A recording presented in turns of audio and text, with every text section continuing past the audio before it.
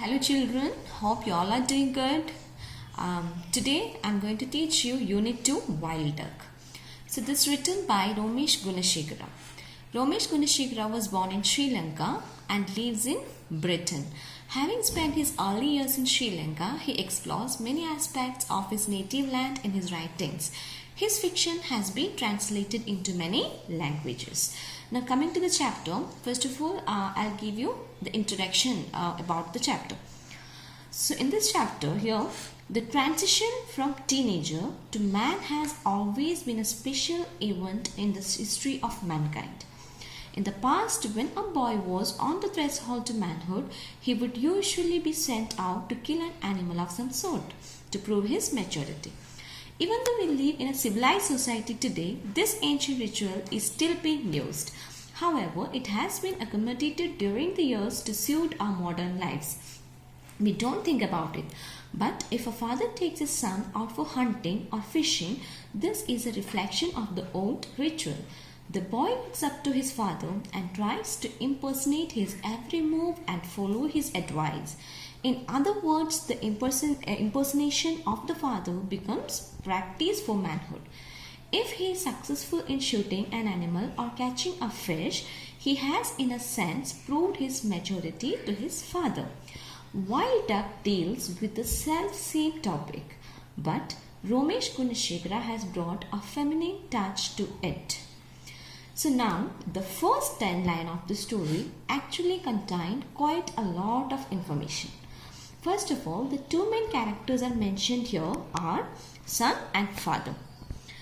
So here, secondly, a description of the scene is given. The story is initiated by a statement. That is, they will come from over there. The man pointed at a red volcanic hill.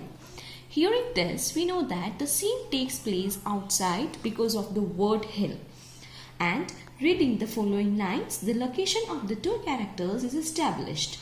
They sat facing each other in a small motionless boat with the oars tucked in. Two persons sitting in a boat in a lake in a wilderness one late afternoon.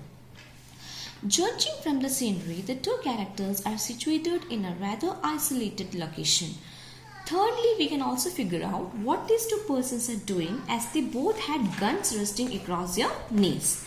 The fact that they have brought guns with them instead of fishing poles enables us to exclude the possibility that they are on a fishing trip unless they are planning on shooting the fish, which is rather odd in my opinion. No, they are of course planning to shoot teal. In other words, they are on a hunting trip. Now, sitting in a small boat with another human being is a situation well suited for communication. This is not the case though. The boy hardly says anything. The thoughts of the father constitute the story, and these thoughts are interrupted by tiny passages of actual dialogue between him and his son. What can be derived from this? Well, to some extent, the muteness of the boy indicates his mental condition. He is not the kind of person who is eager to discuss his points of view or anything for that matter. His father expresses how he feels about this. The boy did not waste words. He sometimes wished his son was bigger, taller and whiter with a bigger tongue.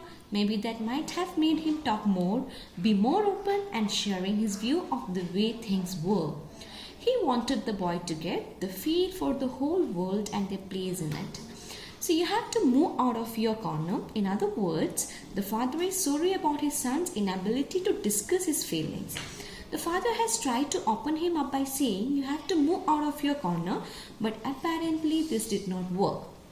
My theory is that the father might have taken his son out on this trip to try and establish a discussion, a man-to-man talk about life or other matters. The wall of silence between the father and his son taken in consideration, I think they have a problem of some kind they need to sort out, and source to this problem is the fact that his son had grown up under a wretched regime. The boy had no idea of the hopes of his fathers and the compromises by which they had been eroded. Their lives were mounted by a dictatorship of vanity. Apparently, they have experienced living under the iron fist of a dictator. Of course, this has affected their lives, but in opposition to his father, the son has grown up under this wretched regime.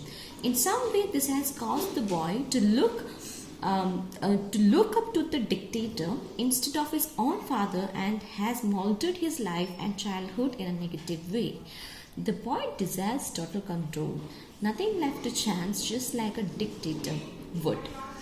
So the father is aware of how his own son has turned out to be, but has almost given up on him as he realizes that time passed too quickly.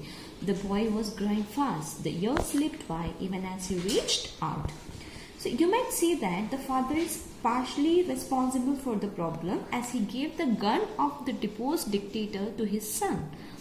He might as well just have told his son that he would make a great replacement for the dictator, giving him such a horrid gift. The dictator used the gun to dispose of early opponents through fictitious act of heroism. And now that the gun has fallen into the hands of an innocent boy, the malicious history of the gun has literally been passed on from father to son, causing the son to act the way he does, as if he has inhaled the spirit of the gun. I'll get back to this topic later on.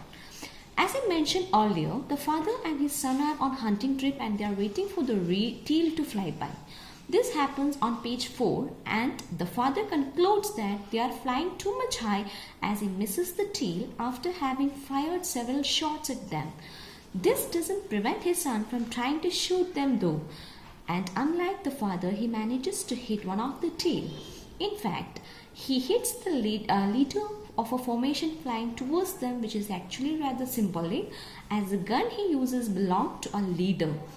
By shooting the leader of the formation, the boy expresses his dislike towards the dictator who used to own the gun he now owns. Next, the father has an interesting thought about destiny. That is, last Sunday he had taken his rifle apart, cleaned and oiled every inch of it. At the same time, the tail with his victim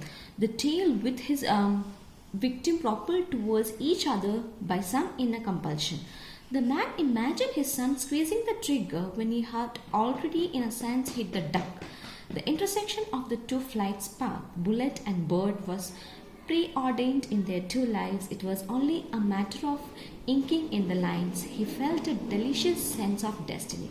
That means what the father says here contradicts his previous thoughts about this topic, as he thought that nothing is ever certain.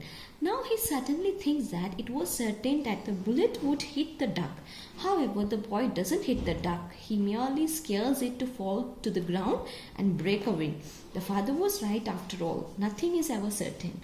In the end, the boy agrees to take care of the handicapped duck, which is the turning point of the story. From the very beginning, the story has warmed up to the point where a duck would be killed. But like I said in the beginning, Romesh Gunashekhara has brought a feminine touch to the story, which finds expression in the boy's urge to look after the duck. The boy started out being very determined to kill and ends up being like a mother to his ex-target. What started out as a hunting trip has actually become an emotional development of the boy, and the father is happy about the change of his son. Over the months he had seen his son's face being shaped by the wooden stock of that gun, he found he was now relieved the gun had gone. Like I mentioned earlier, the boy acted as if he had inhaled the spirit of the gun, inherited the spirit of its former owner. The father has actually seen how the gun has affected his son over the months, and now that his son has thrown it away, allowing the feminine part of him to prevail, the father is grateful to discover a lost fragment of his past gleam in the boy. The lost fragment is the element of feminism that all men possess. This brings me to the article, The Limits of Masculinity by Andrew Tolson. He basically says that the mother in the family stands between him and his father and colors his vision of the masculine world. That's why the boy suddenly undergoes the emotional change in the end of the story and becomes a nurturing mother. The mother in a family is a feminine counterweight to the masculine part of the family.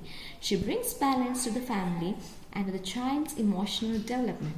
Even though a boy's father is an important part of his life and development, the mother is equally important because she makes sure that the boy also grows an emotional side of his personality. So this is all about the chapter, and I'll discuss the question answers in the next class. Thank you.